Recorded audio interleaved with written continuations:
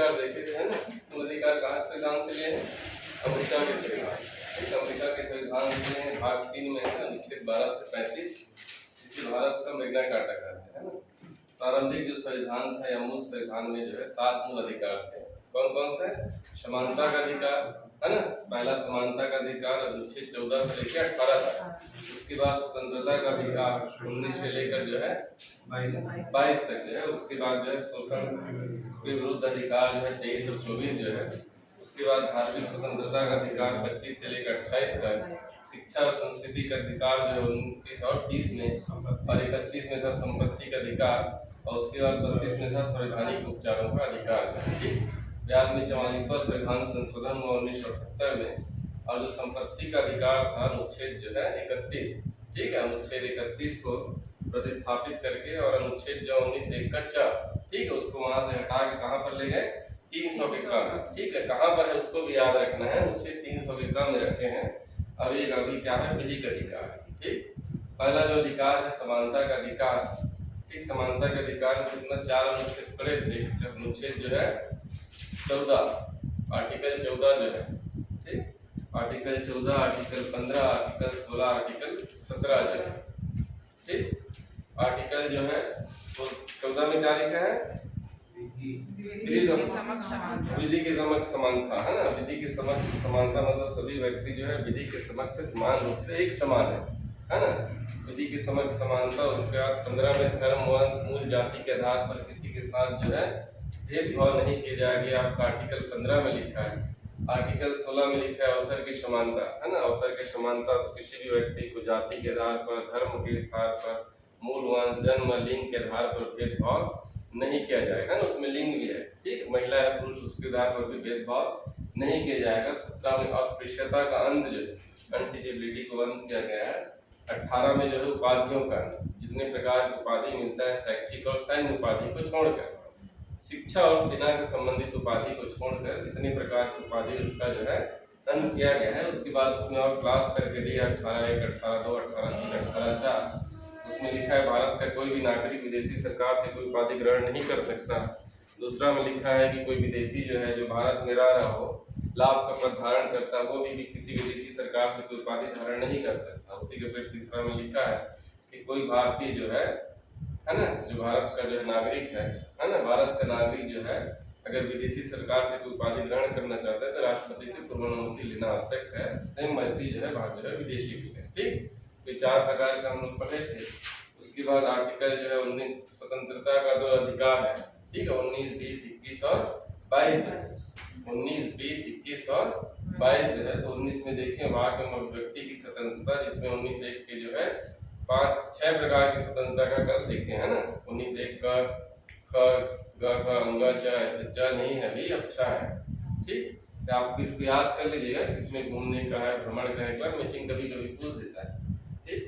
उसके बाद जो है दोष सिद्ध के संबंध में संरक्षण, आर्टिकल 20 बोलता है दोष सिद्ध के संबंध में जो संरक्षण है। तो जो इसमें देखे हैं कि दोष सिद्ध के संदर्भ में संरक्षण, अनुच्छेद 20 में लिखा है दोष सिद्ध के, है ना, अपराधियों के दोष सिद्ध के संबंध में संरक्षण, ठीक है। तो पहला क्या उसमें संरक्षण मिला है? बुद्धलक्षी दांडी, ठीक है, दांडी जो है प्रभाव से मुक्त, ठीक। अगर किसी व्यक्ति ने जो है अपराध किया है तो वर्तमान जो है कानून के अनुसार अगर वो जो है अपराध है तभी उसको दंड मिलेगा, अन्यथा नहीं मिलेगा, ठीक। दूसरा ये लिखा है दोहरा दंडादेश का निषेध, दोहरा दंडादेश का निषेध, एक ही व्यक्ति को जो है एक ही अपराध के लिए जो है 2 बार सजा नहीं दे सकते, ठीक, ये लिखा है। तीसरा इसी के में लिखा है 20 के 3 में लिखा हुआ है कि स्वयं के विरुद्ध गवाही देने के लिए, स्वयं के विरुद्ध जो है गवाही देने के लिए बाध्य नहीं किया जा सकता, ठीक। किसी भी व्यक्ति को जो है स्वयं के विरुद्ध गवाही देने के लिए बाध्य नहीं किया जा सकता। उसके बाद लिखा है आर्टिकल 21, अनुच्छेद 21, अनुच्छेद 21 प्राण एवं दैहिक स्वतंत्रता का अधिकार, ठीक। प्राण एवं दैहिक स्वतंत्रता का अधिकार और उसी में जो है एक अनुच्छेद 21 का है, ठीक, इसको स्पेशल रूप से याद रखिएगा। अनुच्छेद जो है 21 का जो है, ठीक, 21 में 2 अनुच्छेद है, एक आर्टिकल 20 है, एक है 21 का जो है का जो है, ठीक। ये जो 21 का ग है शिक्षा का मूल अधिकार, ठीक है, शिक्षा का मूल अधिकार, ठीक। ये पहले नहीं था। अगर किसी में जो है कोई भी अनुच्छेद में कुछ चीजें आता है तो उसको मतलब बाद में जोड़ा गया, 21 में अगर 21 का जोड़ दिया है ना कुछ और उसमें जो बाद में उसको जो है धीरे धीरे उसको जोड़ते गए। तो शिक्षा का जो मूल अधिकार है ये आपका जो है 86वां संविधान संशोधन, इसको याद रखना है कि आर्टिकल जो है इसको कब जोड़ा गया, 21 कब है ना, आपके लिए मोस्ट इंपॉर्टेंट है, समझिए, ठीक। 21 का जो है शिक्षा का मूल अधिकार है ना, शिक्षा का मूल अधिकार जो है 86वां जो है संविधान संशोधन 2002 द्वारा इसको जो है जोड़ा गया, ठीक। 21वां जो 86वां जो संविधान संशोधन हुआ था 2002 में, तो शिक्षा को क्या किया, मूल अधिकार में जो है इसको जोड़ा गया, ठीक। शिक्षा को जो मूल अधिकार, और इसमें लिखा है कि 6 से 14 वर्ष के जो बालक है ना, उसको जो है निःशुल्क शिक्षा का प्रावधान है, ठीक। तो क्या चीज इसमें याद रखना है, तो जो है कितने वर्ष के बालकों के लिए, 6 से 14 वर्ष की जो बालक है उनके लिए, है ना, 6 से 14 वर्ष के जो बालक बालिका है उसके लिए जो है निःशुल्क शिक्षा का प्रावधान है ना, निःशुल्क शिक्षा का प्रावधान है। और इसे जो शिक्षा का मूल अधिकार में जोड़ा गया अनुच्छेद 21 का में, ठीक है। जो भी मूल अधिकार में आपका जोड़ा है उस अधिकार को आपको कोई छीन नहीं सकता है ना। अगर इस तरह से कोई अधिकार को छीनता है तो मूल अधिकार की विशेषता में देखेंगे कि आप जो है कहां पर जाकर उसके लिए न्याय ले सकते हैं, ठीक। तो 21 का जोड़ा गया शिक्षा का मूल अधिकार संविधान संशोधन। तो देखिए अनुच्छेद को याद रखिएगा, 21 का मूल अधिकार है शिक्षा का मूल अधिकार, इसको याद रखिएगा। 86वां में 2002 में जोड़ा, और जो है 6 से 14 वर्ष के बालकों के लिए है ना। तो एक ही अनुच्छेद में जो है आपका 4 क्वेश्चन यहाँ से बनता है, ठीक। तो इसमें लिखा है आर्टिकल जो 21 है, प्राण एवं दैहिक स्वतंत्रता का, किसी भी व्यक्ति का जो है जो प्राण एवं दैहिक स्वतंत्रता जो है ये अधिकार जो है विधि द्वारा जो स्थापित जो प्रक्रिया है, ठीक है, विधि द्वारा स्थापित जो प्रक्रिया है उसी से छीना जा सकता है, अन्यथा नहीं। जो है किसके द्वारा, जो है विधि द्वारा स्थापित प्रक्रिया है ना, एक शब्द आ जाएगा विधि द्वारा स्थापित जो है प्रक्रिया जो है ना। ध्यान से सुनिएगा, 2 कंटेंट आता है, एक तो विधि द्वारा स्थापित प्रक्रिया और एक जो है दूसरा है विधि द्वारा नियत प्रक्रिया, नियत जो है प्रक्रिया, ठीक। तो आता है आपका विधि द्वारा स्थापित प्रक्रिया और विधि द्वारा नियत प्रक्रिया। तो हमने जो है जो आर्टिकल जो 21 की जो बातें करते हैं, ठीक, आर्टिकल 21 की बातें करते हैं कि प्राण एवं दैहिक स्वतंत्रता का जो अधिकार है वो विधि द्वारा स्थापित प्रक्रिया है, उसी के द्वारा ही छीना जा सकता है, अन्यथा नहीं। जो है तो विधि द्वारा स्थापित प्रक्रिया, विधि द्वारा नियत प्रक्रिया जो है ये भी जो है विधि द्वारा जो स्थापित जो प्रक्रिया है ये ब्रिटेन के संविधान से लिया गया है, ठीक है। विधि द्वारा जो नियत जो प्रक्रिया है ये अमेरिकी संविधान की जो मूलभूत अवधारणा है, ठीक। अमेरिकी संविधान ये जो है ब्रिटिश संविधान से जो है विधि द्वारा स्थापित प्रक्रिया, विधि द्वारा स्थापित प्रक्रिया करने के लिए अगर हम लोग कोई कानून का निर्माण करते हैं, ठीक है, किसी भी प्रकार का अगर कानून का निर्माण करते हैं तो एक प्रॉपर जो है प्रक्रिया का पालन करते हैं, ठीक है। वो कानून अच्छा है कि बुरा है उससे कोई मतलब नहीं है, हम क्या देखते हैं सिर्फ प्रक्रिया का पालन किया है कि नहीं उसी को देखते हैं, ठीक है। हमने जो प्रक्रिया है उसका पालन किया है कि नहीं। जैसे कोई भी जो है कानून का निर्माण होता है तो कैसे होता है, पहले वो जो है लोकसभा में जाएगा, उसके बाद राज्यसभा में जाएगा और दोनों से पारित होने के बाद वो कहाँ पर जाता है, राष्ट्रपति के पास जाता है। अगर राष्ट्रपति ने उस पर सहमति दे देता है तो वहां पर वो कानून बन जाता है, ठीक है। वो कानून अच्छा है बुरा उससे मतलब नहीं है, उसने उस प्रक्रिया का पालन किया कि लोकसभा में गया, जितना उनको बहुमत चाहिए उनको वहां से मिला, राज्यसभा में गया, जिस प्रकार का बहुमत चाहिए था वो मिला, उसके बाद वो राष्ट्रपति के पास गया, राष्ट्रपति ने उसमें हस्ताक्षर कर दिया तो कानून का रूप बन जाता है। ऐसे कानून बनता है भारत में, है ना। तो इसी को बोलते हैं विधि द्वारा स्थापित प्रक्रिया। तो उन्होंने विधि का एक प्रॉपर प्रक्रिया का पालन किया है, ठीक। विधि द्वारा नियत प्रक्रिया ये होता है कि कानून का तो पालन करते हैं प्लस साथ में यह भी देखता है कि वो कानून जो है सही है कि नहीं है, ठीक है। अगर ऐसा कानून जो है सही नहीं रहता तो अमेरिका के उच्च न्यायालय को ऐसा शक्ति है कि उसको जो है उस कानून को निरस्त कर सकते हैं। ठीक है, उस कानून को क्या कर सकते हैं, निरस्त कर सकता है। किसी को बोलते हैं विधि द्वारा नियत प्रक्रिया। ठीक, देखे होंगे आप सिंपल सी, हमारे यहाँ एक तो अभी कुछ समय पहले ही कानून बना था, कृषि कानून, है ना, उसी से समझते हैं कृषि कानून को। तो कृषि कानून जो है पारित कर दिया। ठीक है, कृषि कानून जो बना जाए, सिंपल उसी कानून को उदाहरण ले लेते हैं, शायद अच्छा से आपको समझ आएगी चीजें। ठीक, कृषि कानून बना है ना, कृषि कानून जो लाए थे। ठीक, इस कृषि कानून ने क्या किया, इस प्रक्रिया का पालन किया। ठीक है, इस प्रक्रिया का जो है पालन किया। बाकी ये कानून अच्छा है कि नहीं अच्छा, उससे कोई मतलब नहीं है। इस कानून को उसने प्रारंभ किया, जो संसद में पारित होकर कानून बना था। लोकसभा ने भी पारित किया था, राज्यसभा ने भी पारित किया था और राष्ट्रपति ने भी पारित किया था। उसके बाद इसका जो है बहुत ज्यादा विरोध हुआ। ठीक है, तो विरोध हुआ तो देखो सुप्रीम कोर्ट को ऐसा अधिकार नहीं था कि इस कानून को निरस्त कर सके। समझ रहे बातें को? सुप्रीम कोर्ट को भारत में ऐसा अधिकार नहीं है कि अगर जो प्रक्रिया के तहत कोई कानून बना है तो उसको निरस्त नहीं कर सकता, क्योंकि उसने जो है प्रक्रिया का पालन किया है। लेकिन यहाँ पर ऐसा नहीं है। अमेरिका में कोई कानून अगर बनता है तो उसका समीक्षा होता है कि कानून जो है ठीक है कि नहीं। ठीक है, अगर उसको लगता है कि नहीं है तो उसको सुप्रीम कोर्ट को अधिकार है कि वो कानून को क्या करे, निरस्त कर दे। ठीक है, तो उसी को बोलते हैं विधि द्वारा नियत। इसको जो है देखिए, फिर कैंसिल करने के लिए इसको संसद से ही फिर कैंसिल होगा। संसद को ही फिर अधिकार है। ठीक, उस कानून को निरस्त करने का अधिकार किसको है, संसद को है। जहां से पारित हुआ था वही से फिर निरस्त होगा। फिर राष्ट्रपति जाएगा, कानून जो है जीरो हो जाएगा, शून्य हो जाएगा।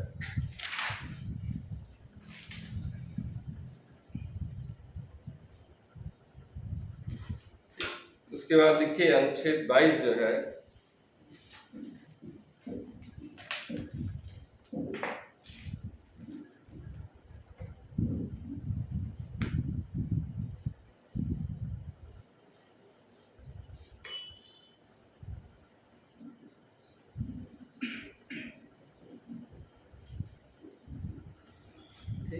अनुच्छेद 22 को लिख लीजिए। कुछ दशाओं में, ठीक, कुछ दशाओं में गिरफ्तारी और निरोध में संरक्षण जो है, कुछ दशाओं में गिरफ्तारी और निरोध में संरक्षण, protection against arrest and detention, protection against arrest and detention, कुछ दशाओं में गिरफ्तारी और निरोध में संरक्षण। इसको सिर्फ लिख के छोड़ दीजिए, है ना, इसके बारे में थोड़ा लास्ट में डिस्कस करेंगे।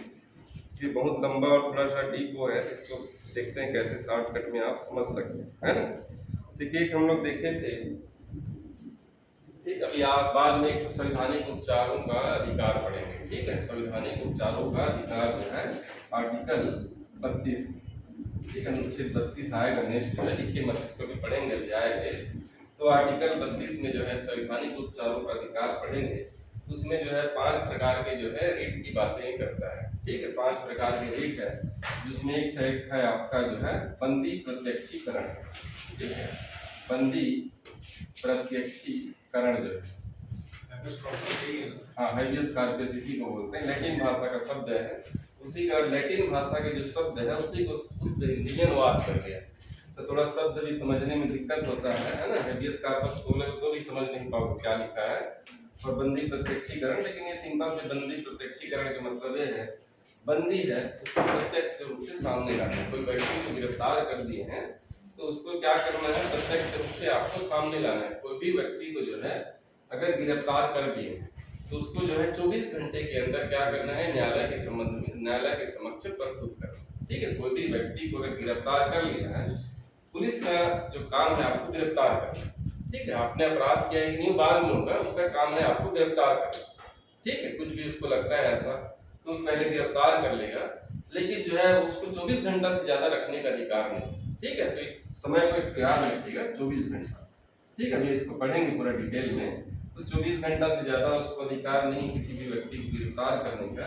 इस 24 घंटा के अंदर जो है न्यायालय के समक्ष उसको प्रस्तुत करना है। ठीक है, एक सामान्य व्यक्ति के लिए जो है, तो उसको एक प्रकार से क्या मिल रहा है आपको, जो है आर्टिकल 22 के तहत आपको संरक्षण मिल रहा है। ठीक है, कि कोई भी व्यक्ति को अगर गिरफ्तार होता है तो उसको कितने घंटे के अंदर न्यायालय में ले जाना है, 24 घंटा के अंदर उसको न्यायालय के समक्ष पेश करना है। न्यायालय जो है उसको सुनेगा, उसके बाद उसने अपराध किया कि नहीं उस हिसाब से उसको जेल में डालने के लिए भेजेगा। ठीक, इसमें यह भी कहता है, ठीक है, कुछ दशाओं में जो है, इसमें जो है कुछ दशाओं में विशेष प्रावधान किया गया है कि कोई व्यक्ति को जो है स्पेशल एक्ट के तहत गिरफ्तार किया जाता है। ठीक, कुछ व्यक्ति को जो है जो डिटेंशन एक्ट के तहत अगर गिरफ्तार किया जाता है, ठीक है, प्री डिटेंशन एक्ट के तहत अगर किसी व्यक्ति को गिरफ्तार किया जाता है, किसी भी व्यक्ति को, तो ऐसे व्यक्ति के लिए अनिवार्य नहीं है कि उसको 24 घंटे के अंदर न्यायालय में प्रस्तुत किया जाए। समझ, कुछ स्पेशल कानून था, जैसे टाडा सुने हो, है ना, देशद्रोही, जैसे टाडा वगैरह कानून, टाडा मीशा, ये सारे जो कानून है, इस कानून के तहत कोई व्यक्ति गिरफ्तार होता है तो उसको कोई जरूरी नहीं कि 24 घंटे के अंदर न्यायालय में प्रस्तुत किए। ठीक है, इस तरह के जो कानून के तहत जो व्यक्ति गिरफ्तार होते हैं उसको 3 महीने तक रख सकते हैं बिना कोई ले जाए न्यायालय। ठीक है, अभी और पढ़ेंगे इसको डिटेल अच्छे से जब हम लोग संवैधानिक उपचार का अधिकार पढ़ेंगे। इसमें बस इतना याद रखिए कि जो है कुछ दशाओं में गिरफ्तारी और निरोध के संबंध में संरक्षण। ठीक, एक तो बहुत पहले एक कानून आया था, ठीक है, इतिहास में मैं पढ़ाया था।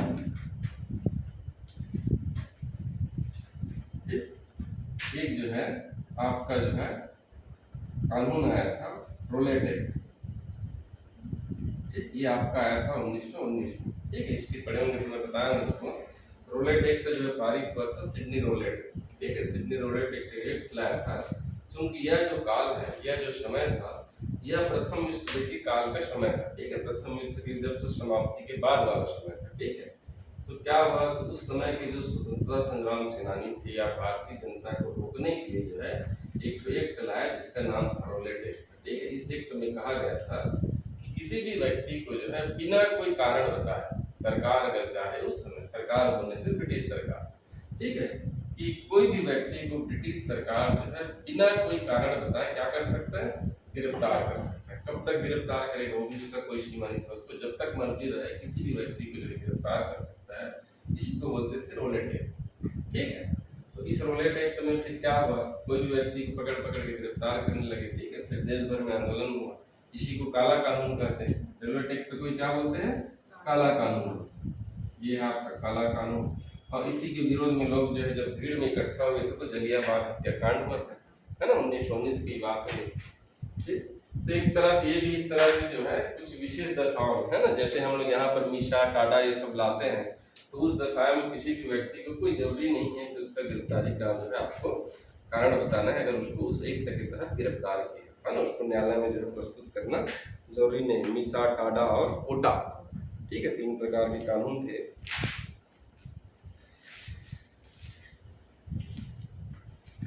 क्या कोई जो है शत्रु देश का अगर नागरिक भी आ गए, है ना, अगर ऐसे जो असंदिग्ध अवस्था में कोई शत्रु देश का नागरिक अगर गिरफ्तार हो जाता है तो उसको भी कोई जरूरी नहीं न्यायालय के समक्ष प्रस्तुत किया जाए। ठीक है, आर्टिकल जो 20 और 21 है, ठीक है, विशेषता में इसको फिर से पढ़ेंगे। आर्टिकल जो 20 और 21 है वो जो है नागरिक के साथ साथ, ठीक है, नागरिक के साथ साथ विदेशी को भी प्राप्त है, विदेशियों को भी ये जो है अधिकार आपको प्राप्त है। आर्टिकल जो 20-21 जो है विदेशियों को भी प्राप्त है। अगर कोई विदेशी यहाँ पर गिरफ्तार हो जाता है, ठीक है, समझ रहे हैं इस बात को, जो है आर्टिकल 20-21 जो है नागरिकों के साथ साथ विदेशियों को भी प्राप्त है। इसीलिए संविधान में इन दोनों के लिए व्यक्ति शब्द का इस्तेमाल किया है। ठीक है, संविधान में व्यक्ति शब्द लिखा है, बाकी जगह में नागरिक नागरिक करके लिखा है। तो नागरिक बोलने से केवल भारत का नागरिक, और व्यक्ति बोलने से सभी को। अगर जब कहीं पर भी व्यक्ति शब्द आ रहा है तो इसका मतलब वो अधिकार सबको प्राप्त है। ठीक, तो 20 और 21 जो है भारत के नागरिकों को भी प्राप्त है, विदेशी को भी अधिकार प्राप्त है। ठीक है, कि आपको जो गिरफ्तार किए जाएंगे तो इसके तहत जो भी है वो विदेशियों को भी अधिकार जो है मूल अधिकार क्या है, प्राप्त है। 21 का जो अधिकार है, अगर कोई विदेशी भारत में रह रहे हैं, उसके बच्चे आएंगे तो उनको भी शिक्षा का अधिकार जो है, मूल अधिकार जो है आपको यहाँ मिलेगा। उसके बाद जो है नेक्स्ट है शोषण के विरुद्ध अधिकार। ठीक, तो ये जो है आपका स्वतंत्रता का अधिकार हो गया 19, 20, 21, 22। 4 प्रकार के जो स्वतंत्रता का अधिकार है, ये सारे आपका जो है स्वतंत्रता की बातें करता है। 19 करता है वाक और व्यक्ति की स्वतंत्रता की बातें करता है। ठीक है, 20 करता है स्वतंत्रता की बातें, गिरफ्तारी के संबंध में संरक्षण। 21 करता है और 22 भी करता है। नेक्स्ट है आपका शोषण के विरुद्ध अधिकार। शोषण के विरुद्ध अधिकार, शोषण के विरुद्ध जो है अधिकार, शोषण के विरुद्ध अधिकार है, इसके अंतर्गत जो है 2 अनुच्छेद है। एक है आपका अनुच्छेद 23 और एक है आपका अनुच्छेद 24। 2 ही अनुच्छेद है, ठीक है। कुछ खास अनुच्छेद है जो आपके लिए बहुत इंपॉर्टेंट है, जैसे 14 है, 17 है, ठीक है। 14 है, 17 वैसे मूल अधिकार सिलेबस में दिया है, तो पूरा 32 तक का अनुच्छेद आपके लिए इंपॉर्टेंट है कि नहीं? ज्यादा नहीं, एक बार पढ़ोगे तो याद हो जाएगा। लेकिन आपका 14 है, 17 है, 19 है, फिर उसके बाद आपका 20 को जो है ना 20 भी, उसके बाद आपका 21, फिर 23, 24। 23, 24 भी एक महत्वपूर्ण अनुच्छेद है जिसको आपको अनुच्छेद के रूप में ही याद रखना है। तो आपको अनुच्छेद 23 बोलता है मानव दुर्व्यापार, मानव दुर्व्यापार, ठीक, मानव दुर्व्यापार, ठीक, मानव दुर्व्यापार, मानव दुर्व्यापार, मानव दुर्व्यापार एवं बलात्श्रम, बलात्श्रम का जो है निषेध करता है। ये अनुच्छेद जो है आर्टिकल 23 जो है मानव दुर्व्यापार एवं जो है बलात्श्रम का जो है निषेध करता है, ठीक है। मतलब ये बोल रहा है, देखिए इसमें 2 शब्द जुड़ा हुआ है, एक है मानव दुर्व्यापार और जो है बलात्श्रम। मानव दुर्व्यापार का मतलब ये है, ठीक है, मानव दुर्व्यापार का मतलब ये है कि चाहे वो स्त्री हो या फिर पुरुष हो, ठीक, या फिर बच्चे हो, ठीक। क्या बोल रहा है? मानव दुर्व्यापार का मतलब ये होता है कि चाहे वो स्त्री हो या पुरुष हो या बच्चे हो, इनकी जो है खरीद फरोख्त नहीं की जा सकती है ना, इसके सामान की तरह जो है बिक्री और खरीदी नहीं करते है ना, इसकी जो है खरीद या बिक्री जो है, खरीद या बिक्री जो है वस्तु की तरह इसका नहीं कर सकते, ठीक। देखे होंगे जैसे बंधुआ मजदूरी कई लोग रहते हैं कि खरीद लेते हैं, मतलब उस पर जो है घर में रखे रहते हैं, बंदी बना के काम कराते हैं, है ना। ये आपका ये सारे जो मानव दुर्व्यापार के अंतर्गत आते हैं, ठीक है, कि आप जो है स्त्री पुरुष और बच्चे की खरीद फरोख्त नहीं कर सकते, ठीक है, वस्तु की तरह उसका क्या नहीं कर सकते, खरीद फरोख्त नहीं कर सकते, है ना। अनैतिक दुर्व्यवहार या फिर जो है इसमें वो सारी चीज आ जाता है, जैसे आपका दास प्रथा, ठीक है, दास प्रथा, वेश्यावृत्ति, ठीक, वेश्यावृत्ति, दास प्रथा और एक था आपका देवदासी प्रथा, ठीक है। ये सारी चीजों का ये जो है अनुच्छेद आपका निषेध करता है। दास प्रथा मतलब दास बना के रखना, वेश्यावृत्ति मतलब जो है आपको महिलाओं को वेश्यावृत्ति जबरदस्ती कराना, या फिर देवदासी प्रथा जो मंदिरों में देखे होंगे, सुने देवदासी प्रथा।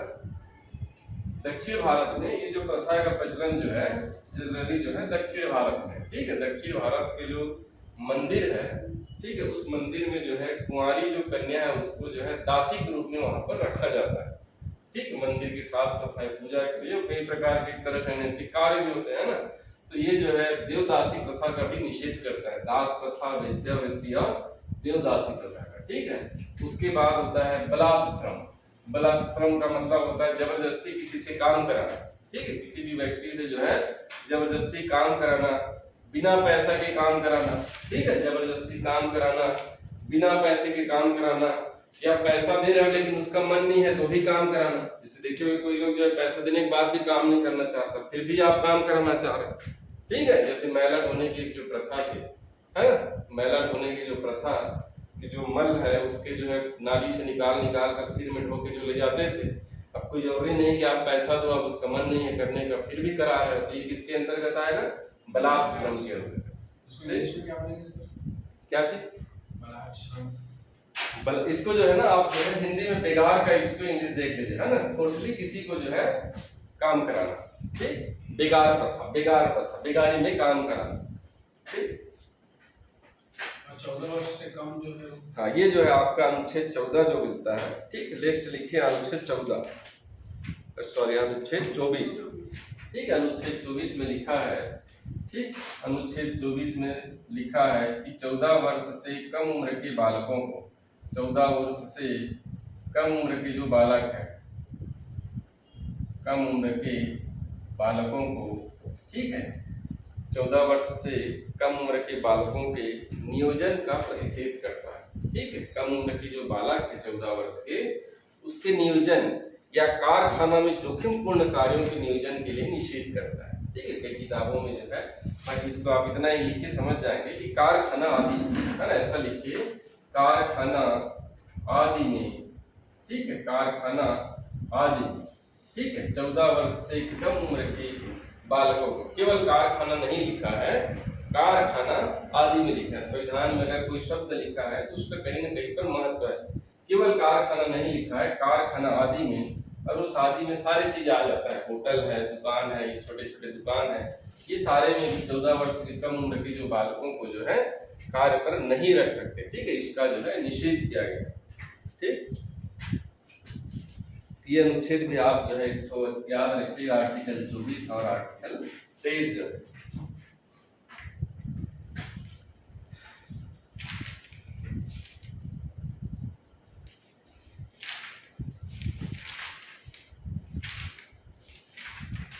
इसके बाद है धार्मिक स्वतंत्रता का अधिकार। धार्मिक स्वतंत्रता का अधिकार,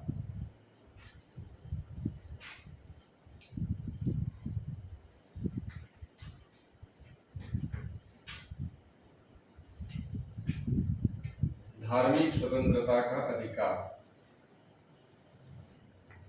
धार्मिक स्वतंत्रता का अधिकार,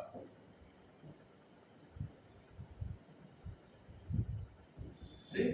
इसके अंतर्गत भी आपका अनुच्छेद 25, अनुच्छेद 26, अनुच्छेद 27, अनुच्छेद 28। आपको वर्ग 1 वाले,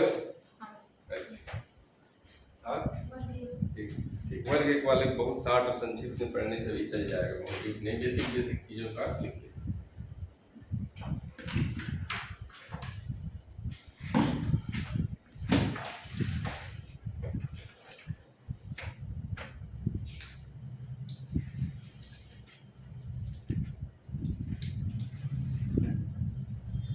तो लिखिए आर्टिकल 25 में लिखिए, अंतःकरण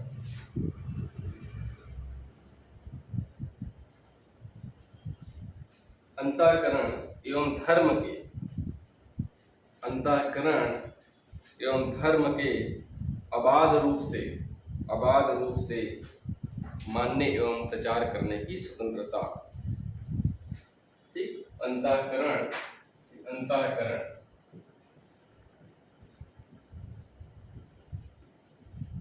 अंतःकरण एवं धर्म के अबाध से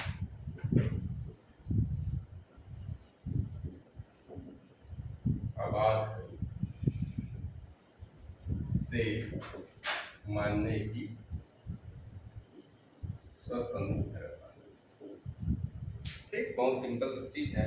आर्टिकल 25 ये बोलता है कि अंतःकरण एवं धर्म के अबाध रूप से मानने की स्वतंत्रता, ठीक है। भारत के जो भी नागरिक है ना, इसमें भी व्यक्ति के लिए, व्यक्ति शब्द दिया है यहाँ पर, है ना, व्यक्ति के लिए दिया है, मतलब इसका मतलब ये है कि ये जो अधिकार है नागरिक के साथ साथ विदेशियों को भी प्राप्त है। अगर कोई विदेशी भारत में आता है उसको भी अपने धर्म को, अंतःकरण का मतलब है आप अपने आंतरिक हृदय से जो है भगवान से किस प्रकार से संबंध बना सकते हैं, उसके लिए आपको छूट प्रदान किया गया, ठीक है। आप उपवास करते हैं, पूजा पाठ करते हैं, क्या करते हैं, उसको सरकार को किसी प्रकार को नहीं है, आप अंतःकरण से किसी भी रूप में भगवान से संबंध स्थापित कर सकते हैं। धर्म को जो है अबाध रूप से, है ना, धर्म को एकदम अबाध रूप से मानने और उसके प्रचार करने की आपको स्वतंत्रता है। ये आपका आर्टिकल कहाँ पर लिखा है, 25 में लिखा है, ठीक है ना। अबाध रूप से मानने की स्वतंत्रता मतलब आप जो है उस धर्म का, अंतःकरण का मतलब समझ गए कि उसके संबंध, भगवान से आप किस तरह से संबंध स्थापित कर सकते हैं, उसकी आपको स्वतंत्रता है अंतःकरण से। उसके बाद धर्म को अबाध रूप से मानने की स्वतंत्रता, उसको प्रचार करने की स्वतंत्रता, ठीक है, धर्म के जो है प्रचार करने की, मनाने की सारे प्रकार की स्वतंत्रता इसमें जो है निहित है ना, उसको प्रचार करने की, मानने की और प्रसार करने की, ठीक, प्रसार करने की, ठीक, प्रचार करने की और मानने की जो है आप जो है अबाध रूप से ये जो है आपको इसकी स्वतंत्रता प्राप्त है। लेकिन ठीक है, लेकिन इसमें जो है धर्म परिवर्तन की स्वतंत्रता नहीं है, ठीक है। जबरदस्ती किसी को जो है, जबरदस्ती फोर्सली किसी को आप धर्म परिवर्तन नहीं करा सकते। फोर्सली अगर कोई स्वेच्छा से कोई धर्म ग्रहण करता है, ठीक है, कोई हिंदू से मुस्लिम धर्म में जाना चाहे, मुस्लिम से हिंदू में जाना चाहे तो उसकी आपको स्वतंत्रता है, लेकिन वो कैसा होना चाहिए, अंतःकरण से होना चाहिए, फोर्सली नहीं होना चाहिए, है ना। तो धर्म परिवर्तन करने की, ठीक है, फोर्सली धर्म परिवर्तन करने की स्वतंत्रता आपको नहीं है। उसके बाद आर्टिकल,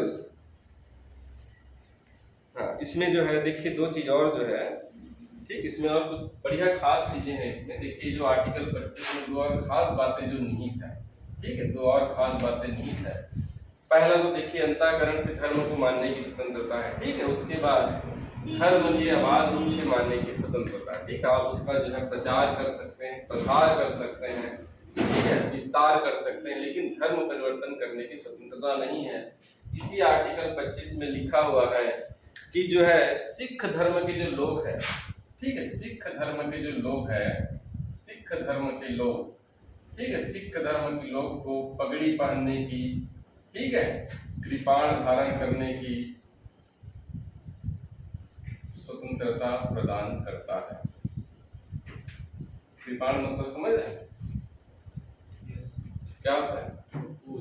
चाकू लेके जो चलता है, देखे कई सिख लोग है ना, तो पगड़ी पहनने की स्वतंत्रता, कृपाण धारण करने की स्वतंत्रता जो है, इसको क्या मानते हैं, एक तरह से जो है सिख धर्म का अनिवार्य अंग मानते हैं, ठीक है। सिख धर्म का क्या मानते हैं, अनिवार्य अंग, ठीक है। खासकर जो है कृपाण जो है, आप जो है ऐसे नहीं चल सकते जो है तलवार ले, ठीक है, आप नहीं चल सकते ऐसे तलवार को खोज के, लेकिन आप सिख धर्म अपनाए हैं तो पगड़ी पहन के, कृपाण धारण करके आप चल सकते हैं, क्योंकि आपके धर्म का वो जो है क्या अभिन्न अंग है, ठीक है। कोई बच्चा अगर स्कूल में अगर लेके आता है, देखिए अभी देखिए इसको, हाँ ये भी अच्छा चीज है कि कोई बच्चा स्कूल में लेके जाता है। स्कूल में देखिए दो तरह से है, एक जो है एक नॉर्मल जो है यूनिफॉर्म में जाते हैं, एक जो है यूनिफॉर्म कोड रहता है। तो जो यूनिफॉर्म कोड रहेगा उसका आपको पालन करना पड़ेगा, ठीक है। अगर स्कूल का यूनिफॉर्म कोड है कि आपको ब्लैक एंड व्हाइट में जाना है, तो आप ऐसे जो है कुछ भी पहन के तलवार लेके नहीं जा सकते, ठीक है। जो यूनिफॉर्म कोड है उसका पालन करेगा। नॉर्मल जो स्कूल है जहाँ पर जाना है, अगर इस तरह से है जहाँ पर किसी प्रकार का यूनिफॉर्म कोड नहीं है, तो सिख धर्म के हिसाब से अपने हिसाब से जा सकते हैं नॉर्मल, कोई दिक्कत नहीं है ना। हेलो, हाँ आगे कर, अच्छा नहीं अभी क्लास में हो, आधा घंटा बहुत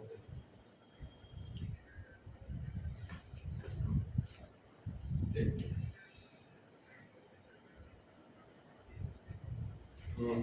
ठीक ठीक,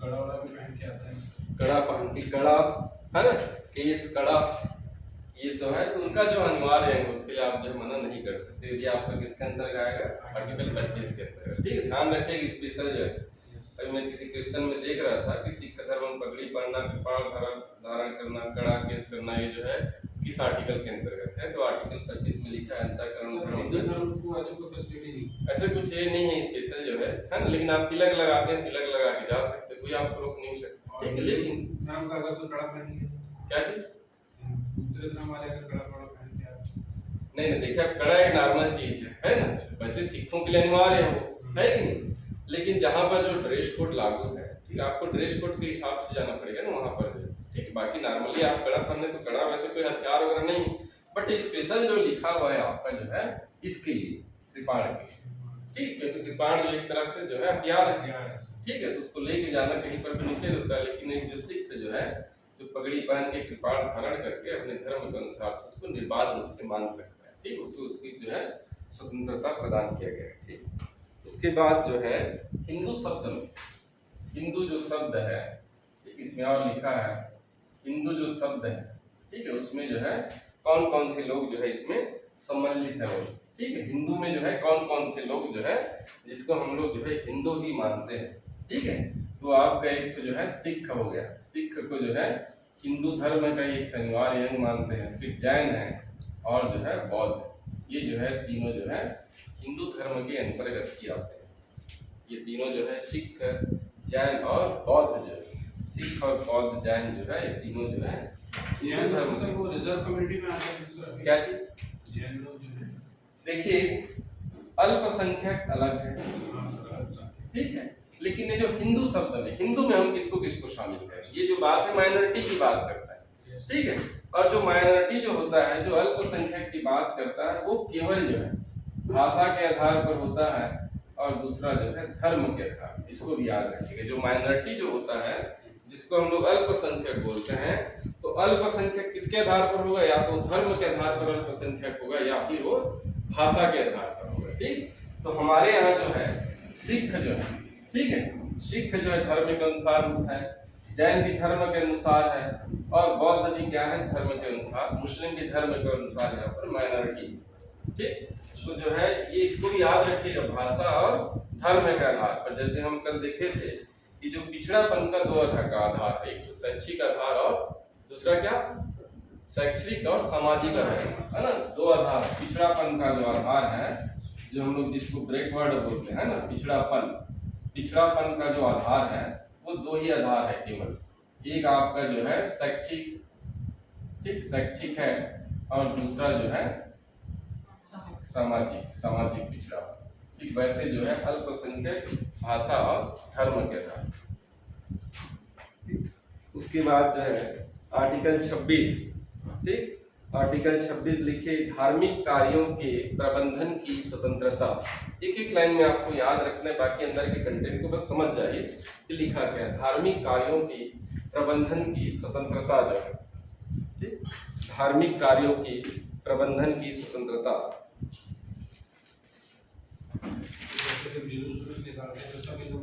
हाँ, ये सारे जो है जो जुलूस वगैरह निकालते हैं, देखिए इसमें लिखा हुआ है धार्मिक कार्यों की प्रबंधन की स्वतंत्रता। मतलब ये है कि आप जितने भी जो कर रहे हैं, जैसे मुस्लिम लोग निकालते हैं ना, ताजिया जो निकालते हैं, ठीक है, या जो है सार्वजनिक रूप से जाके इकट्ठा होकर मंदिर में जो ईद का नमाज पढ़ते हैं, ठीक। उसके बाद आप जो है कहीं पर जाके हनुमान चालीसा करते हैं, रामायण करते हैं, गीता रामायण, है ना। तो इसके आपको सारे प्रकार की जो है प्रबंधन की स्वतंत्रता प्रदान करता है। दूसरा जो है इस प्रकार की जो संस्था है, उसको जो है चल अचल संपत्ति रखने का भी अधिकार है, ठीक है। कोई चाहे तो ट्रस्ट बनाकर उसके जो संपत्ति रख सकता है, चल अचल संपत्ति भी उसको जो है रखने का अधिकार है। धार्मिक कार्यों की प्रबंधन के साथ साथ जो है जंगम और स्थावर संपत्ति या चल या अचल संपत्ति भी उसको रखने का अधिकार है, ठीक। उसके बाद जो है आर्टिकल 27, ठीक, आर्टिकल 27 देखिए, आर्टिकल 27 सिंपल सा है, इसको समझते हैं। 28 को थोड़ा इसको समझना होगा अच्छे से, है ना। जिस तरह से हम लोग उस दिन देखे थे कि आर्टिकल जो 18 है, उपाधियों का अंत किया गया है ना, वो सिंपल से है, लेकिन उसमें जो डीप क्वेश्चन पूछ दिया था, अंदर से जाके पूछ दिया था, हाँ, जो है ना उपाधि वाला जो है। तो वैसे 28 को भी क्वेश्चन बनता है, किस तरह से इसमें क्वेश्चन आपको पूछता है, तो इसको लिख लीजिएगा, याद कर लेना है इसको। तो पहले 27 लिखे, विशेष धर्म हेतु कर देने से मुक्ति, विशेष धर्म हेतु कर देने से मुक्ति जो है, किसी विशिष्ट धर्म की अभिवृद्धि के लिए, है ना, कर देने से मुक्ति जो है। तो देखिए आर्टिकल जो 27 बोलता है, क्या आप लोग समझे क्या बोल रहे हैं? हाँ, कोई विशेष धर्म के उत्थान के लिए, ठीक है। सरकार जो है, हम लोग का जो सरकार है, देखिए प्रस्तावना में स्पष्ट लिख दिया है कि हमारा जो शासन व्यवस्था का धर्मनिरपेक्ष रहेगा ना। भारत जो है एक धर्मनिरपेक्ष राज्य है, पंथ निरपेक्ष राज्य है, ठीक है। वो किसी प्रकार का धार्मिक भेदभाव नहीं करेंगे, आपको सारी प्रकार की स्वतंत्रता दिया गया धर्म के संबंध में। लेकिन ये भी कहा है कि राज्य का कोई राज धर्म नहीं होगा, ठीक है। राज्य का मतलब उसका सार तत्व यही है कि राज्य का कोई राज धर्म नहीं होगा, ठीक है। तो आर्टिकल 27 ये बोल रहा है कि कोई विशेष धर्म के उत्थान के लिए, कोई विशेष धर्म के उत्थान के लिए सरकार आपसे टैक्स नहीं ले सकती, ठीक है। कोई विशेष धर्म के उत्थान के लिए सरकार आपको विशेष कर नहीं लगा सकती। इसका मतलब ये है कि सरकार आपको किसी प्रकार का धार्मिक कर नहीं ले सकती, ठीक है। आपको देखे होंगे कर में जो है, आपको जो है कर जो देखे होंगे, अगर कर की संरचना देखे होंगे तो उस कर में आपका जो है शैक्षिक शुल्क होता है ना, शिक्षा कर होता है, ठीक है। आपका जो उसमें जुड़ा रहता है शिक्षा कर देखे हैं। टैक्स जो है, टैक्स का संरचना में देखे होंगे कि आपने जितना जो इनकम हुआ है, उस इनकम को सारे छूट मिला के आपको एक टैक्स देता है, आपको एक टैक्स देना पड़ता है, जो भी देना है, ठीक है। इसी टैक्स में कुछ परसेंट जो है आपको देना पड़ता है एजुकेशन टैक्स, ठीक है। और इसी में एक तो जो है कृषि उपकर भी देना पड़ता है, कृषि के लिए भी कुछ जो है कर देना पड़ता है ताकि हम लोग जो है कृषि का उत्थान कर सके।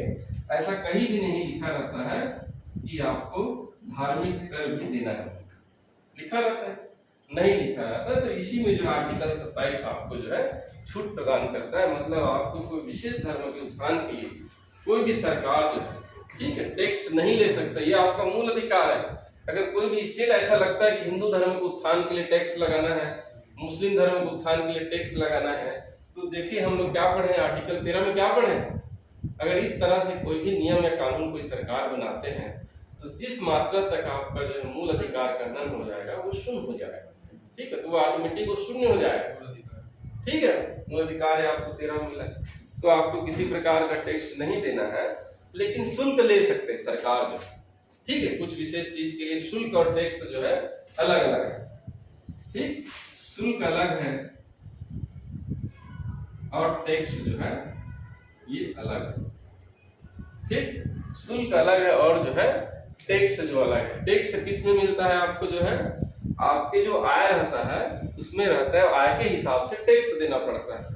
शुल्क एकदम निर्धारित रहता है, चाहे जो है किसी अगर शुल्क लगाना है किसी चीज के लिए तो सारे व्यक्ति के लिए एक समान होता है। जैसे 10 रुपया शुल्क लेना है तो उसमें ये नहीं देखता कि इसको कम देना है ज्यादा देना है, सारे लोग को एक जैसे शुल्क रहता है। लेकिन अगर टैक्स लगाना है तो टैक्स आय के हिसाब से, ज्यादा आय वाले को ज्यादा टैक्स, कम आय वाले को कम टैक्स, ठीक। तो आर्टिकल 27 में भी याद रखिएगा कि टैक्स का विरोध करता है, शुल्क का नहीं, ठीक है, शुल्क मतलब फीस का जो है। उसके बाद आर्टिकल जो 28 है, ठीक, आर्टिकल 28 राज्य पोषित शिक्षण संस्थानों में, लिखिए इसको, राज्य पोषित शिक्षण संस्थानों में धार्मिक शिक्षा या उपासना का प्रतिषेध।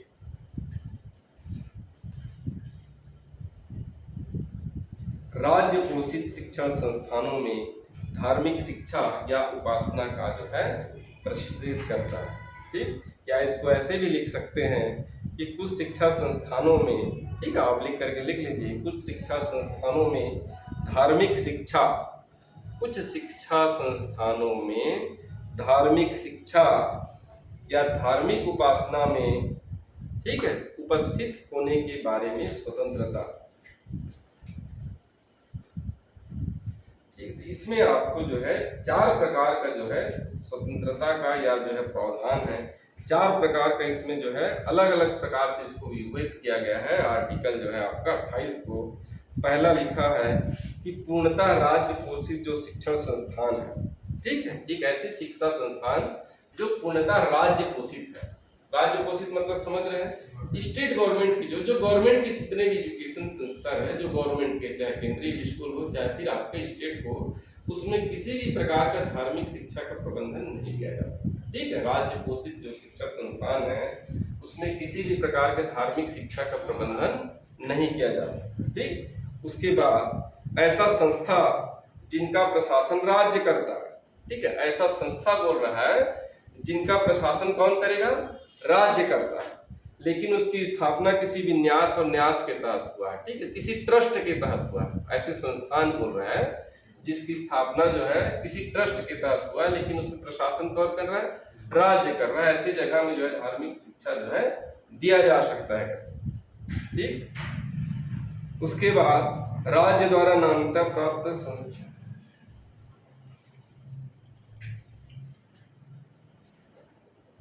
इसको इसका लिखिए, है ना, 4 एक बात है, इसको अच्छे से लिख लीजिए।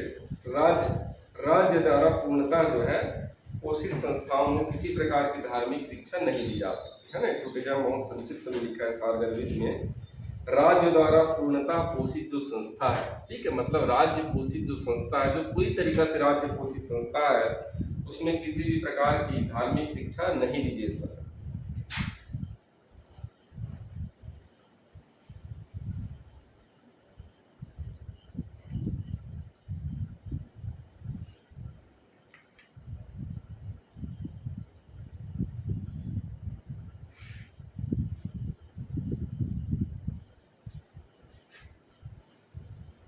ठीक। उसके बाद ये बोल रहा है कि राज्य, इसको मैं व्हाट्सएप करता हूँ, इसको आप एक बार पढ़ने की कोशिश कीजिए समझने का, है ना। ये दोनों में आपको समझ नहीं आएगा, दोनों अलग अलग है, ठीक। इसको लक्ष्मीकांत का आपको जो है जो एक्चुअल लिखा है उसको मैं बताऊंगा, ज्यादा समझ आएगा ना। क्या चीज? नहीं नहीं लेना पड़ेगा, वर्ग 3 वर्ग 1 वाले को तो बिल्कुल नहीं लेना पड़ेगा ना। वर्ग 1 वाले को संविधान, हिस्ट्री, इकोनॉमिक्स, जियोग्राफी, किसी की कोई बुक लेने की जरूरत नहीं। ये सिर्फ बुक अगर लेना है तो सिर्फ 2 वालों के लिए, कोई बुक अगर है तो सिर्फ 2 वालों के लिए, क्योंकि 2 वालों के लिए जीएस में जो है बड़ा लंबा सिलेबस है, ठीक है।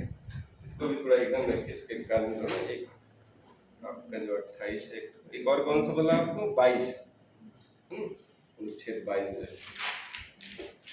उसके बाद संस्कृति और शिक्षा संबंधी अधिकार, संस्कृति और शिक्षा संबंधी अधिकार।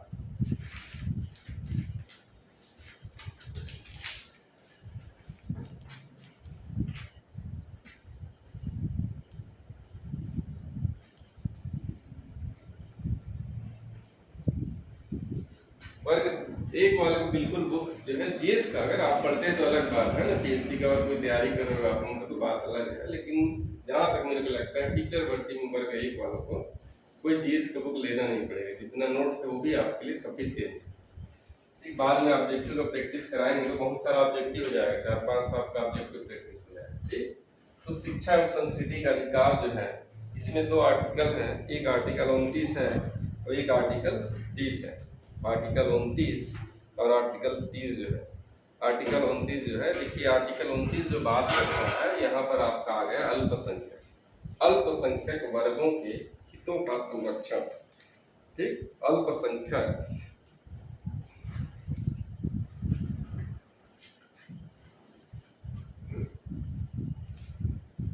देखिए जो है, और ये कुटेजा की बुक्स है और बाकी किताब लिखी, कहीं पर ये नहीं लिखा है कि अल्पसंख्यक पहले बार किस आधार पर दिया जाता है। तो आपको जो पढ़ रहे हैं भले, ऐसा कोई जरूरी नहीं कि जो आप आर्टिकल पढ़ रहे हैं उसी में से पूछिए, आपको सीधा पूर्ण चाहिए कि अल्पसंख्यक किस आधार पर जो है वो करते हैं, ठीक है, घोषित करते हैं, किस आधार पर अल्पसंख्यक की पहचान करते हैं। तो भाषा के आधार पर और जो है धर्म के आधार पर, ठीक, भाषा के आधार पर और धर्म के आधार पर जो है अल्पसंख्यक को।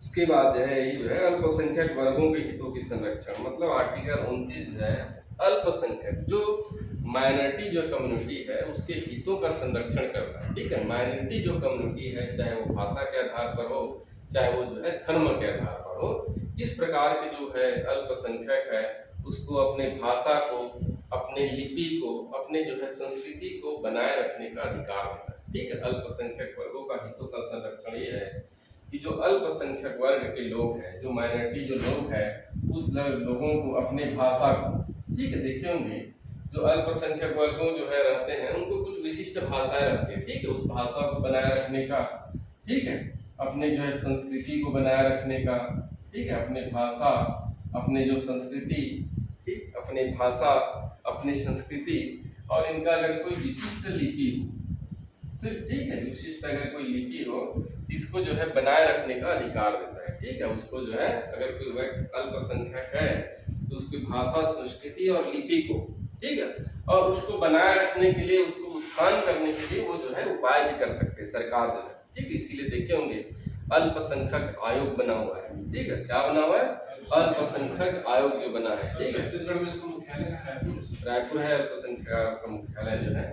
तो भाषा, संस्कृति और लिपि को बनाए रखने का, अक्षर बनाए रखने का आपको अधिकार देता है आर्टिकल 29 जो है, ठीक। उसके बाद जो है आर्टिकल 30 में जो है, ठीक, आर्टिकल 30 कहता है अल्पसंख्यक वर्ग को, ठीक, अल्पसंख्यक जो वर्ग को शिक्षा संस्थानों की स्थापना, ठीक, अल्पसंख्यक वर्ग को शिक्षा संस्थानों की स्थापना एवं प्रशासन का अधिकार देता है, ठीक है। जो अल्पसंख्यक जो वर्ग है उसको जो शिक्षा संस्थान की स्थापना, ठीक है, अल्पसंख्यक वर्ग को शिक्षा संस्थान की स्थापना और प्रशासन का अधिकार देता है आर्टिकल 30 जो है, ठीक। तो जो भी जो है, ठीक है, आर्टिकल जो है 30 क्या बोलता है, अल्पसंख्यक वर्ग के शिक्षा संस्थान की स्थापना और प्रशासन का अधिकार देता है। अल्पसंख्यक वर्ग को शिक्षा और प्रशासन का अधिकार देता है, ठीक है, उनके हितों के संरक्षण के लिए। और उसी आर्टिकल इसके 1 में लिखा हुआ है, ठीक है, धार्मिक या भाषाई अल्पसंख्यक को, देखिए यहाँ पर शब्द आ गया धार्मिक या भाषाई अल्पसंख्यक, ठीक है। तो धार्मिक रूप से अल्पसंख्यक रहे या भाषा के रूप में जो अल्पसंख्यक रहे, उसको जो है अपने मनपसंद शिक्षा संस्थानों की स्थापना का अधिकार देता है आर्टिकल 30 का 1।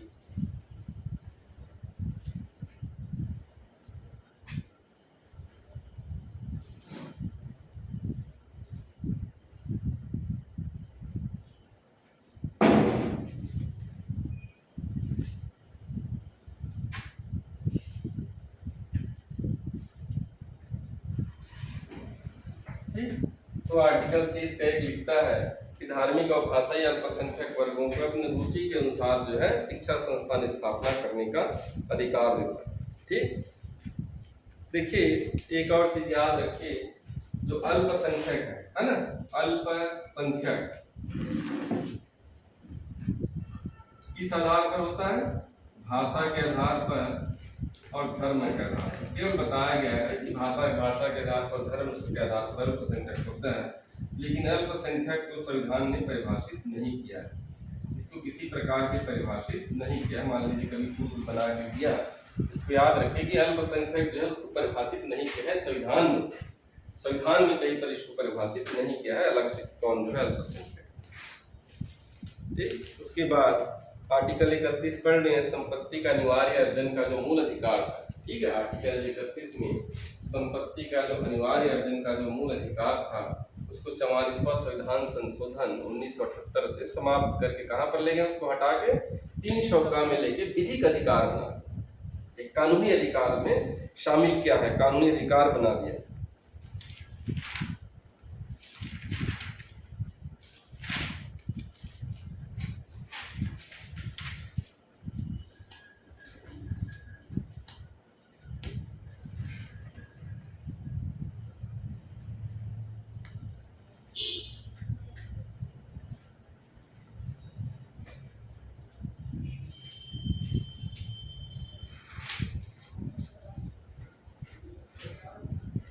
उसके बाद है आर्टिकल 32।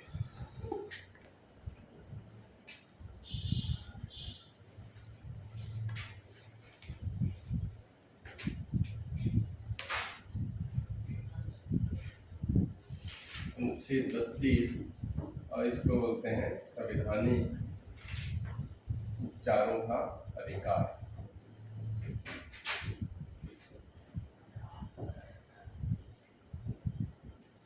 आर्टिकल 32 जो है ये आपका संवैधानिक उपचारों का अधिकार, ठीक।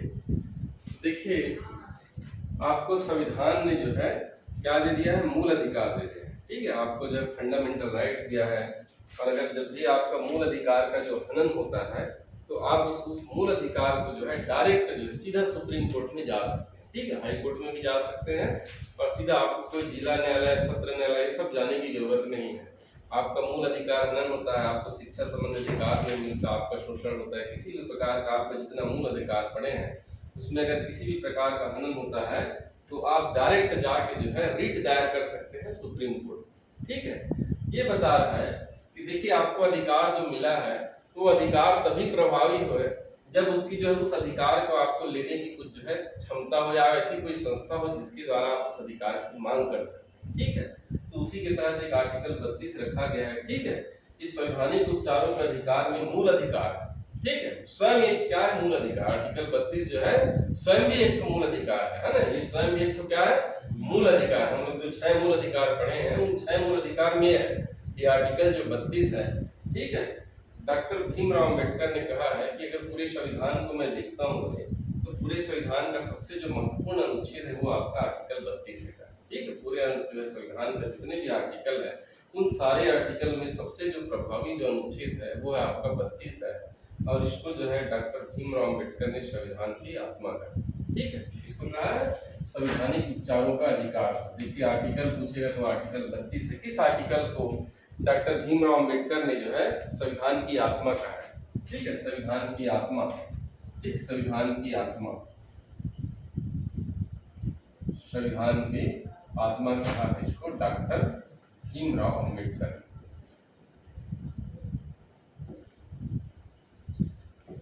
डॉक्टर भीमराव अंबेडकर ने संविधान की आत्मा कहा है किसको? संवैधानिक उपचारों का अधिकार। ठीक है, डायरेक्टली क्वेश्चन पूछता है ना, तो ये आपको याद रखिएगा, संवैधानिक उपचारों का अधिकार है जिसके तहत आप जो है सुप्रीम कोर्ट या फिर हाई कोर्ट में 5 प्रकार के रिट जो है दायर कर सकते हैं। ठीक है, आपका अगर किसी भी प्रकार का मूल अधिकार का अगर हनन होता है तो 5 प्रकार का रिट जो है आप क्या कर सकते हैं, जाके वहां पर दायर कर सकते हैं। तो ये रिट आपको नाम याद रखना है, उसके बाद आपको एक मैं चार्ट भेजूंगा। ठीक है, आपको अभी सिर्फ नाम बता रहा हूँ, एक दो मैं ऐसे बेसिकली समझाऊंगा, चार्ट भेजूंगा ग्रुप में, तो उस चार्ट के ऊपर स्टडी कीजिए। अगर कभी डीप क्वेश्चन आता है तो चार्ट से आएगा, नहीं तो एक क्वेश्चन ये बनता है। ठीक है, किसको जो है डॉक्टर भीमराव अम्बेडकर ने संविधान की आत्मा कहा, या किसे संविधान की आत्मा कहा, या संविधान की आत्मा संवैधानिक उपचारों का अधिकार को संविधान की आत्मा किसने कहा। ठीक है, तो ऐसे यही पर घुमा घुमा के 4-5 क्वेश्चन बन जाता है। ये जो 5 प्रकार का जो रीट है, पहला जो रीट है बंदी प्रत्यक्षीकरण, बंदी प्रत्यक्षीकरण। ठीक, और ये भी याद रखिए कि जो संवैधानिक उपचारों में जो रीट है, ठीक है, जो रीट है 5 प्रकार के जो रीट है, 5 प्रकार के जो रीट है वो सारे रीट जो है लैटिन भाषा के शब्द है। इसके इंग्लिश में जो लिखा हुआ है ये तो हिंदी में उसका रूपांतरण किए हैं लैटिन भाषा का, हैबियस कॉर्पस, हैबियस कॉर्पस। ठीक है, पहला जो है इसको इंग्लिश में, इंग्लिश में याद रखिएगा। ठीक है, हैबियस कॉर्पस पहला जो रीट है वो है हैबियस कॉर्पस। ठीक, दूसरा जो है परमादेश, परमादेश। ठीक, परमादेश, मेंडामस। ठीक, मेंडामस, MENDAMUS। परमाद, हैबियस कॉर्पस, मेंडामस। और उसके बाद आप है प्रतिषेध, प्रतिषेध, प्रतिषेध, प्रतिषेध, प्रोहाइबिशन, प्रोहाइबिशन। ठीक, प्रतिषेध, मना करना। ठीक है, बंदी प्रत्यक्षीकरण, परमादेश, और उसके बाद है प्रतिषेध, उसके बाद है उत्प्रेषण, चौथा है उत्प्रेषण, उत्प्रेषण। ठीक है, उत्प्रेषण।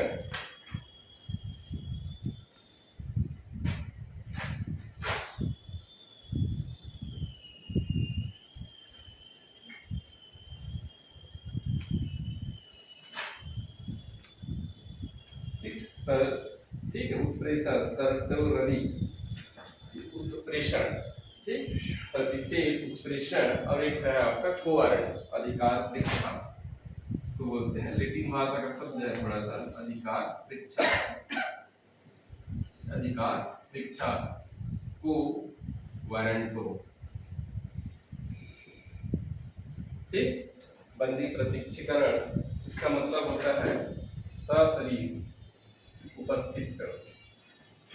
ठीक, इसका शब्द लिख लीजिए, सशरीर उपस्थित करो, हम आदेश देते हैं, इसका मतलब होता है हम आदेश करते हैं या फिर देते हैं। ठीक, प्रतिषेध का मतलब है मना करना, मना करना। ठीक है, प्रतिषेध का मतलब होता है मना करना, तो प्रतिषेध का मतलब होता है मना करना या रोक देना। ठीक है, और उत्प्रेषण का मतलब होता है पूर्णतः सूचित करो, पूर्णतः सूचित करो। ठीक, पूर्णतः सूचित करो। और अधिकार परीक्षा का मतलब होता है किस अधिकार से, किस अधिकार से। ठीक, तो ये 5 पर इसका मतलब भी आपको जानना है, यहाँ पर भी एक मैचिंग आता है इस तरह से। अधिकार परीक्षा, कोवारंटो, कोवारंटो, QWO, वारंट, WARNTO, किस अधिकार से। ठीक, पर इसका जो है मतलब क्या होता है हिंदी में, तो उसका जो सिद्ध अनुवाद है, लेकिन बंदी प्रत्यक्षीकरण का मतलब है सशरीर उपस्थित करो। जैसे इसमें तो ये होता है ना, जैसे कोई पुलिस वाला अगर जबरदस्ती किसी को इमोशनली तंग करता है हाँ, जब देखे कोई व्यक्ति जो है आपको गिरफ्तार कर लेगा, ठीक है, आपने अपराध नहीं किया, एक दिन हो गया, 2 दिन हो गया, कुछ बता नहीं रहा, गिरफ्तार कर लिया, किसी व्यक्ति को पता चले, ठीक है, आप नहीं, आप किसी कोई भी व्यक्ति है ना, आपके अलावा आप तो गिरफ्तार हो, अंदर अब आपको छोड़ नहीं रहा है कोई, ठीक है, पुलिस वाला जो इंटेस्टिंग जो है गिरफ्तार कर लिया, आपके रिलेटिव घर वाले को पता चलेगा कि इसने अपराध नहीं किया, फिर भी गिरफ्तार कर लिया, तो आपको जो है पुलिस का कर्तव्य है, पुलिस का फर्ज है कि आपको 24 घंटे के अंदर न्यायालय में प्रस्तुत करना। हम लोग पढ़े ना कि 22 में लिखा है कि 24 घंटे के अंदर न्यायालय में प्रस्तुत करना, लेकिन 24 घंटे के बाद भी आपको 2 दिन हो गया, 48 घंटा का हो गया, न्यायालय में प्रस्तुत नहीं कर रहा, छोड़ नहीं रहा पुलिस जो है, तो आपके कोई रिश्तेदार डायरेक्ट सुप्रीम कोर्ट में जा सकता है, डायरेक्ट सुप्रीम कोर्ट चला जाएगा दिल्ली जो है, कि वो पुलिस वाला जो है गिरफ्तार कर लिया, छोड़ नहीं रहा, 48 घंटा हो गया वो, ठीक है, तो तुरंत वहीं से फिक्स आ जाएगा पुलिस स्टेशन, तुरंत इस आदमी को किस लिए गिरफ्तार किया, तुरंत बताओ, सशरीर उसको जो है तुरंत न्यायालय में प्रस्तुत करो। अगर वो नहीं करता, सुप्रीम कोर्ट के आदेश को उल्लंघन करता है, तो उसका पूरा पुलिस स्टेशन को ही वो कर लेगा, सील कर देगा, पूरा पुलिस को सील कर देगा, पुलिस स्टेशन को सील कर देगा, इसको छोड़ो तुरंत बोलो, समझ गए? ये बहुत पावरफुल है, जानकारी नहीं है लोगों को, बहुत से लोगों किसी को जानकारी नहीं रहता ये इस तरह से। ये जो है बंदी प्रत्यक्षीकरण जिसको होता है हैबियस कार्य, उसके बाद जो है परमादेश, इसको कोई भी व्यक्ति कर सकता है ना, आप भी कर सकते हैं, कोई भी व्यक्ति जो है कर सकता है। उसके बाद परमादेश, हम आदेश देते हैं, अगर कोई व्यक्ति जो है कोई सरकारी कार्य कर रहा है, लेकिन वो सरकारी कार्य जो उसको करना चाहिए वो नहीं कर रहा है, ठीक है, जैसे कलेक्टर है, उसको कुछ काम करना है लेकिन वो नहीं कर रहा है, ठीक, आपको परेशान हो रहे हैं, आप परेशान कर रहे हैं, तो आप जो इसके लिए भी जो है सुप्रीम कोर्ट, हाई कोर्ट का दरवाजा खटखटा सकते हैं, तो जिस कार्य को कलेक्टर को करना चाहिए वो नहीं कर रहा है, तो फिर वहां से आदेश आएगा आपको सुप्रीम कोर्ट कि हम आदेश देते हैं कि जो आपका लोक कर्तव्य है उसका आप पालन कीजिए, ठीक है, आपका जो कर्तव्य है उसको क्या करना है, पालन कीजिए, प्रतिषेध मना करना, ठीक है, अगर निम्न न्यायालय में कोई जो है कार्यवाही चल रहा है, ठीक है, तो उस निम्न न्यायालय की कार्यवाही को मना करता है, रोक देता है, कार्यवाही को जो है मना करना या रोक देना, ठीक, उस कार्यवाही को जो है रोक देता है, उच्च न्यायालय जो है निम्न न्यायालय को या फिर जो है हाई कोर्ट जो है जिला न्यायालय, ठीक, कैसे करेगा ये, high supreme court high court को आदेश देगा